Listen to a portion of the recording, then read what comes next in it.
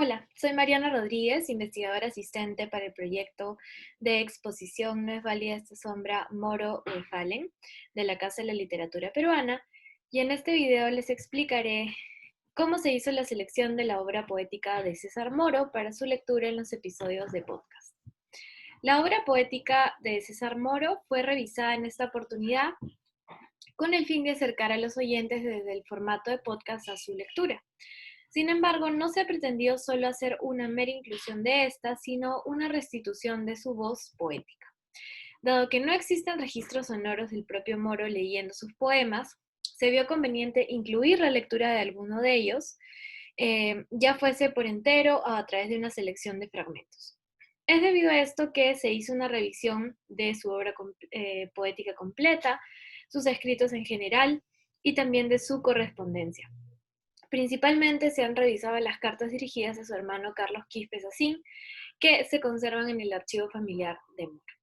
En ese sentido, se seleccionaron 3 textos para las secciones introductorias y 3 para las secciones de cierre del podcast. A continuación les explicaré cómo y por qué es que estos fueron seleccionados para cada episodio.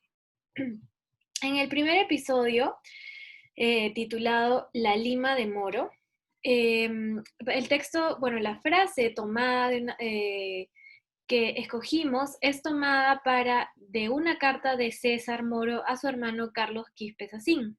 Y la frase es: en Lima no vivo, me postergo. En el caso del cierre, se tomó como referencia este poema que es más conocido por su fecha y que se denomina como Lima el Horrible, 24 de julio o agosto de 1949. ¿No? El texto introductorio fue leído por Rodrigo Vera, curador e investigador principal del proyecto, mientras que el texto de cierre fue leído por Antonio Chumbile, poeta y bibliotecario de Casa de la Literatura. La selección se dio debido a que la expresión de la carta, que aparece en la introducción, responde al objetivo del podcast de dejar en claro cuál era la Lima en la que el poeta César Moro se desenvolvía y buscaba un lugar para desplegar su propio arte, ¿no? En todo caso, mostrar también cuáles eran las tensiones y dificultades que Moro tuvo que sortear en las diferentes etapas en las que residió en Lima. Entonces, la idea de la postergación que implica esta frase, en Lima no vivo, me postergo, resume muy bien los impedimentos que Moro encontró durante los años 20 antes de partir a Europa y que incluso reencontró en su vuelta a Lima antes y después de su exilio mexicano. En ese sentido, Lima se muestra ante Moro como una ciudad contradictoria y conflictiva, y ello se expresaba en la carta conocida como Lima el Horrible, 24 de julio o agosto de 1949, en donde Moro hace explícitas las tensiones que encuentra en la ciudad respecto a cómo ser, qué posibilidades de trabajo existen, entre otros aspectos para su realización. A continuación, entonces, me gustaría compartirles la parte introductoria de el podcast, en donde se puede ver esta frase que hemos tomado de la carta de su hermano. En Lima no vivo, me postergo. Este es un fragmento de una de las cartas que César Moro le escribe a su hermano Carlos mientras éste está en Madrid. Lima, como ciudad, resultó para Moro un lugar contradictorio y conflictivo. De un lado era el espacio que le unía a sus afectos, familia, amigos, el lugar de la costa, el mar. El otro era el lugar que lo separaba de sus pasiones, la poesía, la pintura, la danza. A partir de esta expresión abordaremos las circunstancias en las que la actividad de Moro se produce o se posterga en relación al contexto de los años 30. Hoy conversaremos con Pablo Peña sobre la Lima de Moro. Muy bien, esa fue la sección introductoria y ahora pasaremos a escuchar un fragmento de la lectura que se hace del poema más conocido como Lima el Horrible.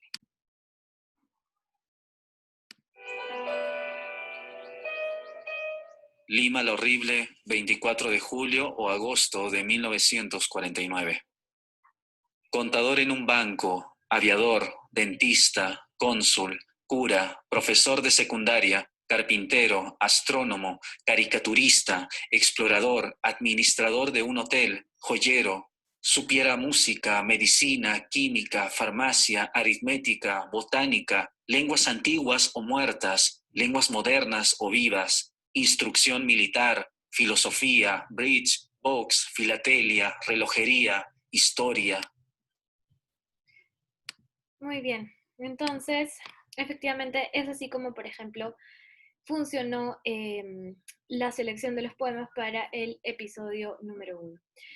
En el caso del episodio 4, denominado Erotismos, tanto para la introducción como el cierre se utilizaron fragmentos del poema El fuego y la poesía, ¿no? De Moro, que aparecieron en La tortuga ecuestre en 1939. Entonces, en ese sentido, para la introducción se rescató el verso Amo el amor, una frase desde donde se parte hacia la reflexión en torno a la dimensión erótica de la poesía de Moro principalmente.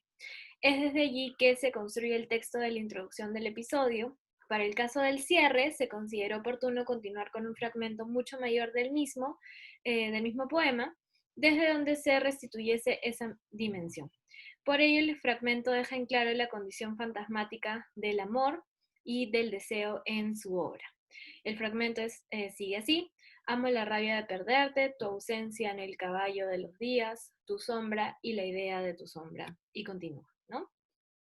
Asimismo, esta relación de especularidad da continuidad a lo planteado en la introducción, así como es una forma de cerrar los contenidos discutidos durante la conversación en el episodio. A continuación, les compartiré también cómo es que funcionan estos fragmentos en los episodios de podcast.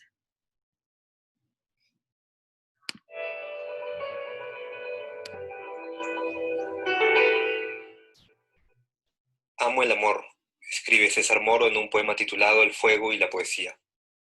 Antes que un destinatario definitivo, amar el amor es amar un deseo, y como diría Proust, solo se desea lo que no se posee enteramente. Así los cuerpos, las palabras, la belleza, están volcados a la experiencia de la plenitud, pero también al goce de la carencia. Muy bien, este fue un fragmento de la introducción y ahora escucharemos el que corresponde al cierre del episodio, que también toma algunos otros versos del mismo poema.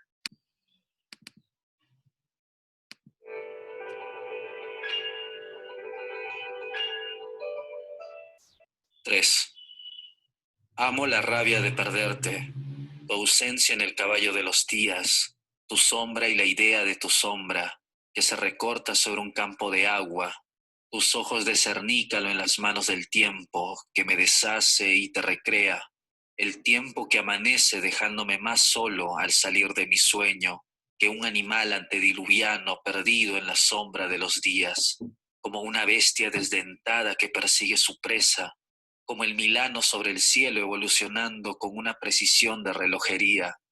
Te veo en una selva fragorosa y yo cerniéndome sobre ti, con una fatalidad de bomba de dinamita, repartiéndome tus venas y bebiendo tu sangre, luchando con el día, lacerando el alba, zafando el cuerpo de la muerte, y al fin es mío el tiempo, y la noche me alcanza, y el sueño que me anula te devora, y puedo asimilarte como un fruto maduro, como una piedra sobre una isla que se hunde. Bien, este ha sido entonces el fragmento correspondiente al cierre del episodio número 4, denominado Erotismos. Y finalmente quisiera comentar cómo se hizo la elección para el episodio número 5, que se llamó Viaje hacia la noche, Moro y el Arco Herrera. Para la introducción tomamos una alusión de Moro directa a este hospital, ¿no? Que expresa hacia 1958 y que resume muy bien los motivos creativos, el motivo creativo más importante dentro de su vida artística, ¿no? El fragmento dice lo siguiente: para mejor decirlo, la sola poesía entre nosotros está en la producción borrascosa y esporádica. Textos, objetos, cuadros de los alienados en el hospital Larco Herrera. Y para el cierre, consideramos pertinente elegir el poema llamado A los Tres Reinos, aparecido en el Castillo de Gruzú, que fue escrito entre 1939 y 1941. En este caso, lo que se pensó fue en rescatar precisamente una afirmación de Moro, en alusión directa al hospital Larco Herrera, en donde se reunió junto con otros doctores e intelectuales a discutir los avances del psicoanálisis en el Perú, y donde también impartió talleres de pintura. Por ello, desde la frase en mención se construyó la introducción del episodio haciendo alusión a una de las fuerzas creativas más importantes de su obra, la locura, la suspensión del lenguaje racional, entre otros medios. Para el caso del cierre, se escogió el poema llamado A los Tres Reinos, como comenté hace un momento, porque precisamente restituye aquellos lugares de creación a la vez que la voz poética se dirige a ese otro reino, desde donde se erigen sujetos, formas y modos alternos. Esos amigos lejanos que cita el poema representan bien la población con la que Moro tuvo contacto en sus años previos a la experiencia europea y que de hecho fueron fundamentales para su acogida del surrealismo. Los textos leídos para este episodio serán publicados próximamente en los canales de la Casa de la Literatura, y el episodio número 5 constituye el final del ciclo de podcast de El Alfabeto Enfurecido.